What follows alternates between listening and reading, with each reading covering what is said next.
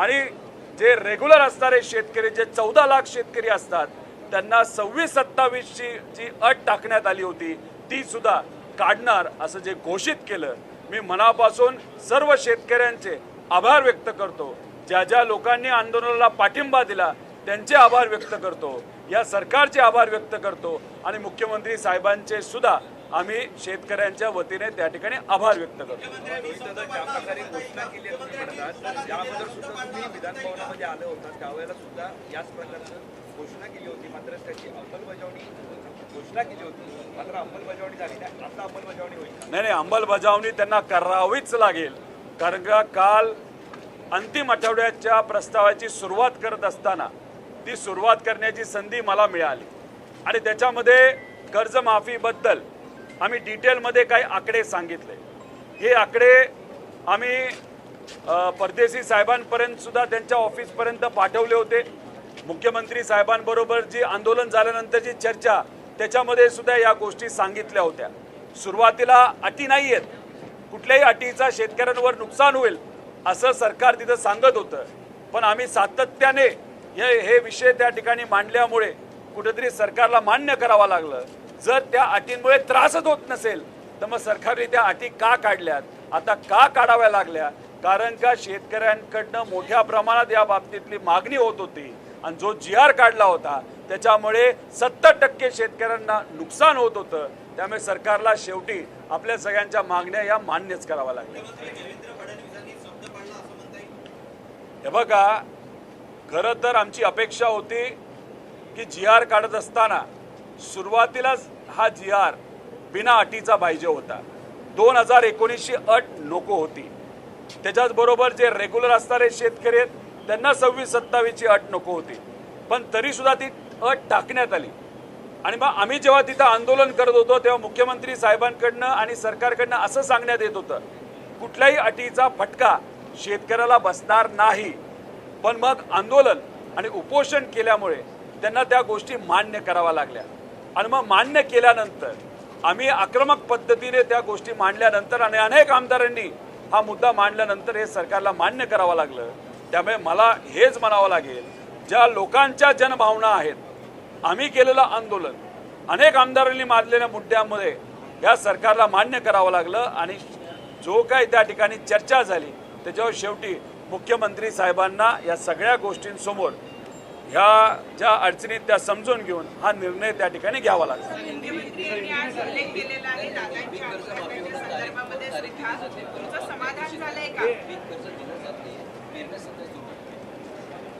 हे बघा, पीक कर्ज देण्याच्या बाबतीत आम्ही सरकारला विनंती केली होती की तुम्ही बँकांना सांगा। काय झालं की हा जो GR काढला नाही तर हा जो निर्णय त्या ठिकाणी कर्जमाफीचा घेतला गेला त्यात अटी असल्यामुळे आणि कुठलाच आकडा या सरकारकडे योग्य पद्धतीचा नसल्यामुळे कन्फ्युजन मोठ्या प्रमाणात झालं। आमचं तर आंदोलन सुरूच होतं, आंदोलन होतं, मागण्या होत्या। त्यामुळे 30 जूनला जे काही जाहीर करायचं होतं ते 5 पर्यंत गेलं, आता 10 पर्यंत गेलं। आता आज ही गोष्ट झाल्यामुळे काही प्रमाणात थोडे दिवस लागतील, पण सर्व 36 लाख शेतकऱ्यांवर अन्याय होणार होता तो अन्याय तिथं होणार नाही। त्यामुळे आता सरकारला विनंती आहे, कर्ज देत असताना ज्या शेतकऱ्याला अडचणी येत आहेत त्या ठिकाणी लक्ष देऊन त्या अडचणी सोडवाव्या आणि त्या शेतकऱ्याला आता क्रॉप लोन लगेचच्या लगेच त्या ठिकाणी मिळलं पाहिजे।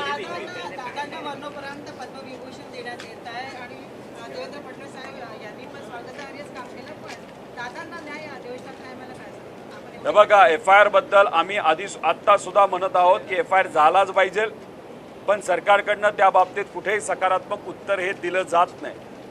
आत्ता प्रतिउत्तर देत असताना आणि चर्चा करत असताना मुख्यमंत्री साहेबांनी सांगितलं आम्ही या बाबतीत विचार करू, बघू आता त्या बाबतीत काय होतं, पण आमचा लढा तसाच कायम पुढे राहणार आहे।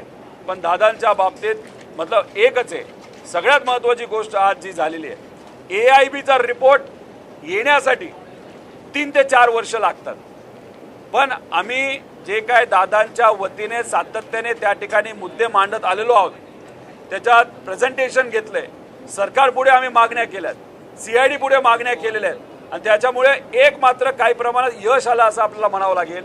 AIBचा रिपोर्ट जो 3-3, 4-4 वर्ष येत नाही, आज मुख्यमंत्री साहेबांनी मान्य केलं की केंद्रीय एव्हिएशन मंत्र्यांशी बोलून आम्ही पुढच्या 6 ते 7 महिन्यामध्ये हा रिपोर्ट म्हणजे दादांची पुण्यतिथी पहिली पुण्यतिथी होण्या अगोदर हा AIBचा रिपोर्ट जो 3 ते 4 वर्ष लागतात तो आम्ही एका वर्षात तो नक्कीच त्या ठिकाणी देऊ. म्हणजे पुण्यतिथी होण्याआधी तो AIBचा फायनल रिपोर्ट येईल अशी आशा आणि अपेक्षा त्या ठिकाणी आम्ही सर्वजण करतो.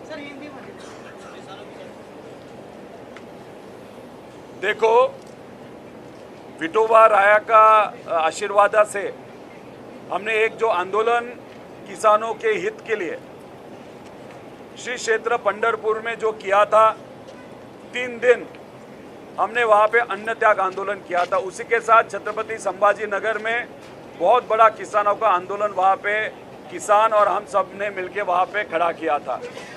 उसके बाद सरकार के साथ बहुत बार हमारी चर्चा हुई, अधिकारियों के साथ वहाँ पे चर्चा हुई और एक बहुत बड़ा प्रेशर इस सरकार के ऊपर वहाँ पे निर्माण हुआ था. और फाइनली कल जब अंतिम आठवड़ा प्रस्ताव जो हमारे सेशन में होता है उसमें बात करते वक्त हमने ये मुद्दा वापस एक बार वहाँ पे प्रस्तुत किया, किसानों की अड़चन वहाँ पे बताई. तो फाइनली आज आंसर देते वक्त शुरुआत में मुख्यमंत्री साहब कहते थे कि कोई भी वहाँ पे कंडीशन नहीं है जिसके कारण किसानों का अड़चन आएगी. फिर वहाँ पे हमने ये मुद्दा वहाँ पे प्रस्तुत करने के बाद फाइनली सरकार को ये मान्य करना पड़ा कि हाँ, ये जो कंडीशन है 2019 की ये थोड़ी सी डेंजरस है, इसके कारण बहुत सारे किसानों को वहाँ पे ये मदद नहीं मिल सकती. उसी के साथ जो रेगुलर किसान है उनके लिए जो 2026-27 की जो साल की अट थी वो भी निकालने की विनती वहाँ पे हमने की थी. ये दोनों जो अट है या कंडीशंस है सरकार ने आज वहाँ पे निकाली. तो कहाँ ना कहाँ तो भी जो किसान की एकजुट है, जो आंदोलन किसानों ने किया उसका आज विजय हुआ ऐसे हम सब कह सकते हैं. दादा को मरणोपरांत पद्मविभूषण दिया जा रहा है और इसी अधिवेशन में न्याय मांगने के लिए आपने बार-बार प्रेस कॉन्फ्रेंस दी. देखो, ये जो अवार्ड ये जो चीज़ें है देना है तो दे दो, नहीं तो बाद में दे दो. पहला विषय क्या है, उनको न्याय मिलना चाहिए. इन्वेस्टिगेशन ट्रांसपेरेंट पद्धति से वहाँ पे होना चाहिए, वहाँ पे प्रॉपर कार्रवाई होना चाहिए. कुछ तो वहाँ पे इन्वेस्टिगेशन हो ऐसे हमको दिखना चाहिए. ऐसे तो कुछ भी नहीं दिख रहा. और अगर अवार्ड का विषय आज निकाला जा रहा है तो कहाँ ना कहाँ तो भी इन्वेस्टिगेशन पे पर्दा डालने की कोशिश कुछ लोग कर रहे हैं ऐसे हमारा कहना है. अवार्ड देना है तो बाद में दे दो, पहला इन्वेस्टिगेशन के माध्यम से अजित